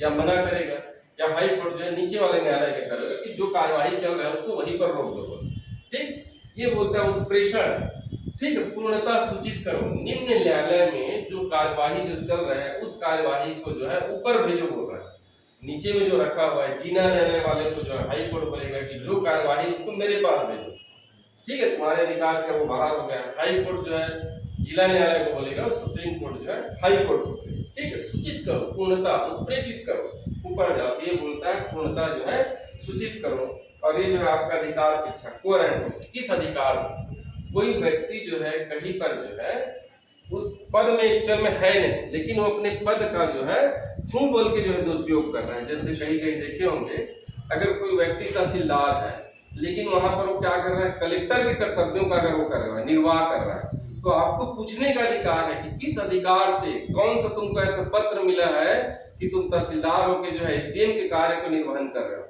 ठीक है, तो उसको बताना पड़ेगा कि हाँ ये मुझे अधिकार मिला है कि मैं तहसीलदार हूँ, कैसे, अगर नहीं तो फिर ऊपर से आदेश ये पूछेगा, सुप्रीम कोर्ट पूछेगा, बताओ, हाई कोर्ट पूछेगा कि किस अधिकार से तुम जो है अपने जो है पद पे दावे कर रहे हो, ठीक है, ये 5 प्रकार का जो अधिकार है, ठीक, किस वाराणसी या किस अधिकार, सर मानहानि के बारे में बताइए, क्या मानहानि जो होता है वर्ड क्या चीज होता है, मानहानि, अगर किसी व्यक्ति पे कोई आदमी जो है झूठा दावा लगाता है, उसको लगता है कि हाँ मैंने जो है झूठा जो है वो नहीं किया है, ठीक है, तो उस पर एक तरह से मानहानि का केस करता है कि इसने जो है मेरे तरह से एक तरह से मेरे ऊपर जो दावा लगाया वो गलत है, ठीक है, तो उसका कुछ राशि होता है, उस राशि का फिर उसका केस चलता है, अगर वो जीत जाता है तो उसके उतना व्यक्ति को देना पड़ता है। तो ये 5 प्रकार का रिट है, ठीक, और ये जो है ये भी याद रखिएगा, ये 3 प्रकार के जो रिट है, ये जो 3 प्रकार का रिट है, ये जो है न्यायिक रिट, क्या रिट है, न्यायिक रिट, आरटीआई अलग चीज, और ये जो है आरटीआई अलग, आरटीआई पढ़ेंगे अभी, सूचना का जो अधिकार है, सूचना का अधिकार सारे लोगों के सिलेबस में है, और उसमें बहुत ही संक्षिप्त 2-3 चीज पढ़ेंगे, और उससे बाहर का कभी नहीं आएगा, बिल्कुल नहीं आएगा। सूचना का अधिकार अधिनियम का जो कब लागू हुआ, डेट के साथ, ठीक है, पहला। दूसरा जो है सन पूछ सकता है, 2005 हुआ था, 6 हुआ था, या जो है उसका तारीख पूछ सकता है। तीसरा यह पूछ सकता है कि सूचना का अधिकार के लिए शुल्क कितना है, पहला ठीक, शुल्क कितना है बोल के, लेटेस्ट में कितना है जो भी शुल्क है उसको पूछेगा। ये पूछ सकता है कि अगर आपने कोई सूचना प्राप्त किया है तो आप उसको प्राप्त करेंगे किसी भी माध्यम से, उसके लिए आपको शुल्क कितना देना है।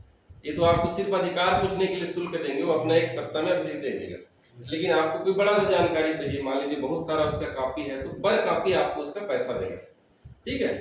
आपको सिर्फ 10 रुपये में सूचना जो है सूचना बता देगा हाँ ये ऐसा है बोल के, लेकिन आपको पूरा प्रूफ के साथ सारे सूचनाओं को चाहिए तो पर कॉपी उसको आपको देना पड़ेगा, ठीक है। वो पढ़ना है।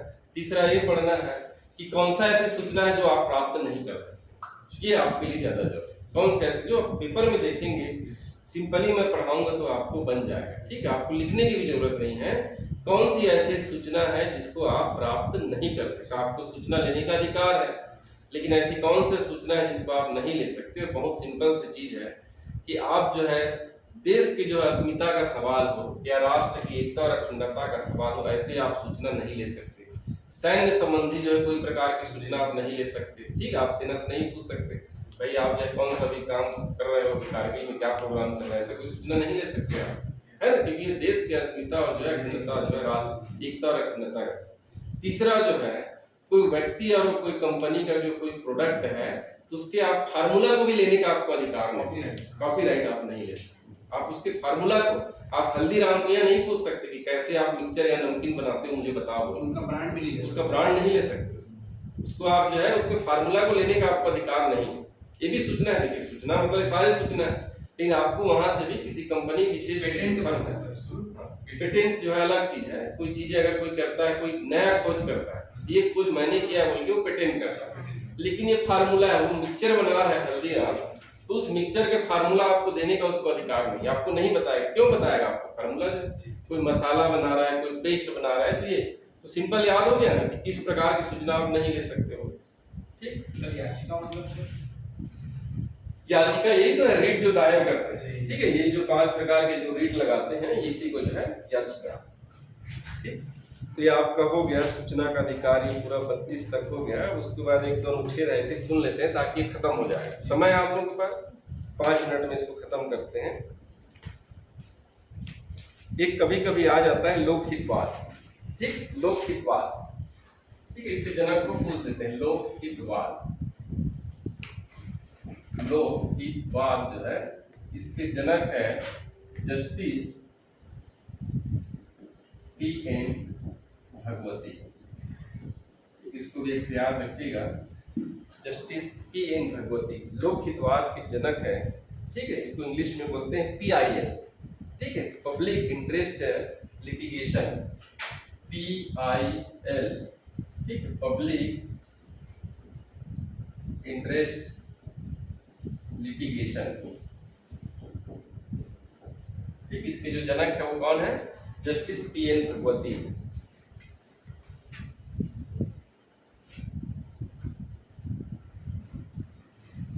देखिए क्या होता है इसको समझ लीजिए, ठीक है, बहुत अच्छा चीज है ना। आपको एग्जाम की दृष्टि से बस यही इंपॉर्टेंट है कि इसके जनक कौन है, इतना इंपॉर्टेंट है एग्जाम की दृष्टि से, ठीक है, कि लोकहितवाद के जनक कौन है बोलके पी.एन. भगवती जस्टिस।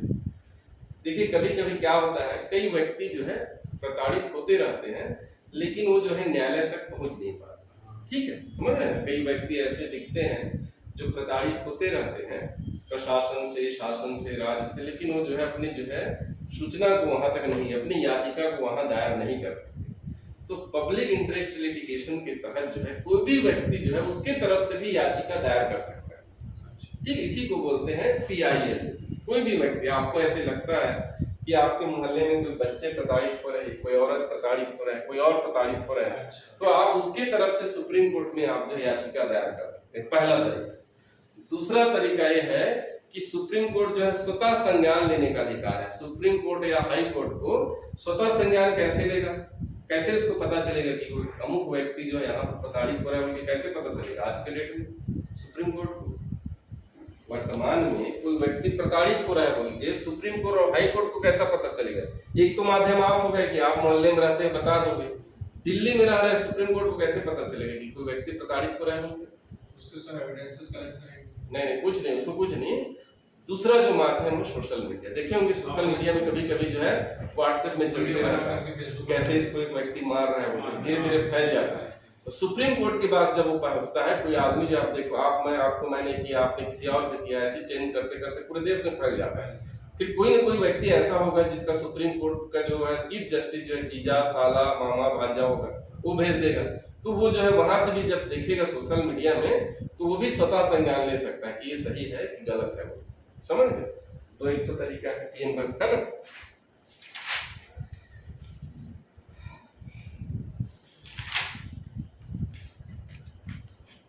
एक दो तीन अनुच्छेद और है ताकि जो है कंप्लीट हो जाएगा पूरा, ठीक है। फिर जो है नेक्स्ट क्लास में इसकी जो है थोड़ा विशेषता पढ़ेंगे। सर ये पीआईएल कौन सा आर्टिकल में सर? पीआईएल कोई आर्टिकल में नहीं है, ठीक है, किसी आर्टिकल में पीआईएल नहीं है। 32 पढ़ लिए, अनुच्छेद 33 हो गया, अनुच्छेद 34 हो गया, अनुच्छेद जो है 35, ठीक है। 3 प्रकार का आर्टिकल है, अनुच्छेद 32, 33, 34, ठीक।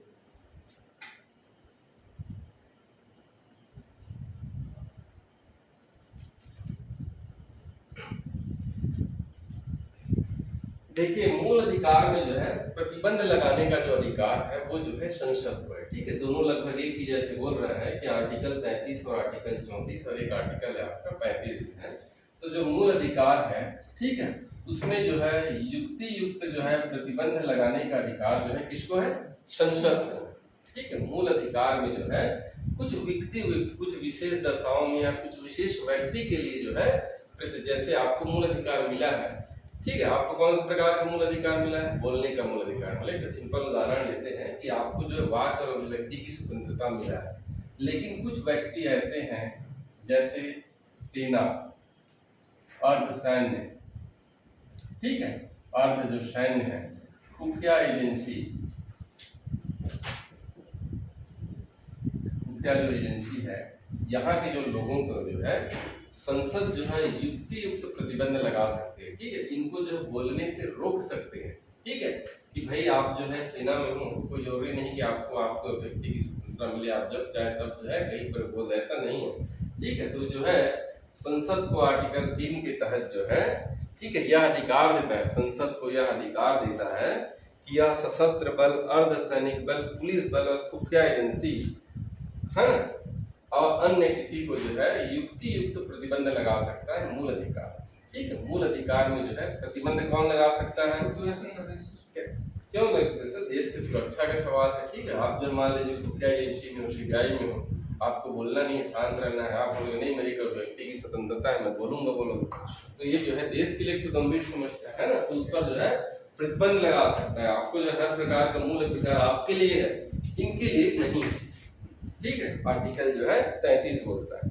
उसके बाद आर्टिकल 34 बोलता है कि अगर भारत के किसी क्षेत्र में, ठीक है, भारत के किसी क्षेत्र में अगर कोर्ट मार्शल लागू है, ठीक है, कोर्ट मार्शल लागू है किसी क्षेत्र विशेष में, किसी क्षेत्र विशेष में अगर जो है सैन्य कानून, सैन्य अधिनियम लागू है, तो संसद को यह अधिकार देता है कि यहाँ पर भी मूल अधिकार को प्रतिबंधित कर सकता है। संसद को अधिकार देता है कि मूल अधिकार को प्रतिबंधित कर सकता है। देखिए यहाँ पर आपको जो ज्यादा प्रश्न करना नहीं है, शार्ट और संक्षिप्त में समझना है कि मूल अधिकार को प्रतिबंध करने का अधिकार किसको है? संसद। किस दशाओं में? किस विशेष दशाओं में? सेना, सैन्य एजेंसी आदि के लिए। कोई क्षेत्र विशेष में अगर कोर्ट मार्शल लागू हुआ है तो वहां पर भी मूल अधिकार को प्रतिबंधित कर सकता है सरकार में, ठीक। आर्टिकल 35 जो है,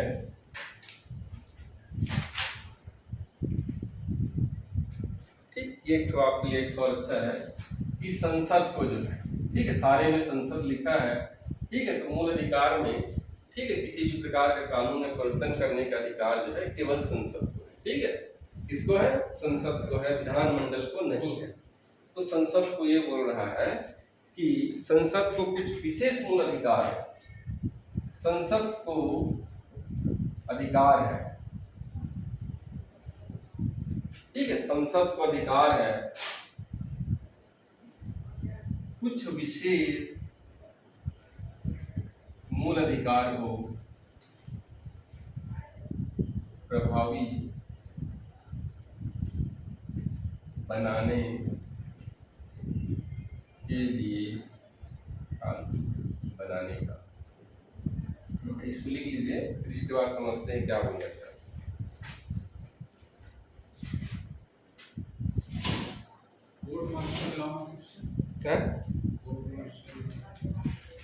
कोर्ट मार्शल लॉ है, कोई जगह विशेष जगह में मान लीजिए कहीं पर जो है बहुत ज्यादा विरोध हो रहा है, तो वहां पर क्या करते हैं, सामान्य कानून ना चला के उस जगह में सेना का कानून चलता है, सेना को उस क्षेत्र में भेज देते हैं और वो पूरा क्षेत्र जो है सेना के अधीन हो जाता है।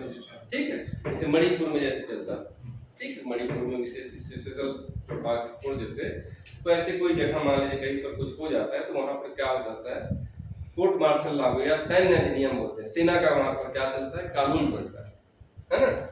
तो ये जो है आर्टिकल 35 को समझिए, संसद को अधिकार दिया है, क्या अधिकार दिया है, कुछ विशेष मूल अधिकार को ज्यादा प्रभावी बनाने, ठीक है, कानून बनाने का अधिकार, ठीक है। आपका जो मूल अधिकार, जैसे कुछ मूल अधिकार ऐसे हैं, जैसे आपका आर्टिकल 17 है, उस दिन में हम लोग चर्चा किए थे कल, आर्टिकल 17 है, और ये आर्टिकल 17 क्या है, अस्पृश्यता का अंत, अस्पृश्यता का जो है निषेध करता है आर्टिकल 17 और इसको प्रभावी बनाने के लिए और ज्यादा जो है इस पर कड़े प्रतिबंध लगाने के लिए संसद को अधिकार दिया है कि संसद इस पर और चाहे तो कानून बना सकता है, ठीक है, संसद चाहे तो और इस पे कानून बना सकता है। इसीलिए हम देखें कि ST/SC जो है एक तभी आया था 1985 में, इसको जो आया था संसद में, ये संविधान में नहीं लिखा है, ठीक है, लेकिन इसको और प्रभावी बनाने के लिए, अस्पृश्यता को, अनटचेबिलिटी को अंत करने के लिए आर्टिकल 35 जो है किसको अधिकार देता है, संसद को अधिकार देता है कि इस पर कुछ जो है और कानून बनाया जा सकता है। ठीक, तो आपका मूल अधिकार लगभग कंप्लीट हो गया है ना। कल पढ़ेंगे थोड़ा सा इसका जो है विशेषता पढ़ेंगे और मूल कर्तव्य पढ़ेंगे।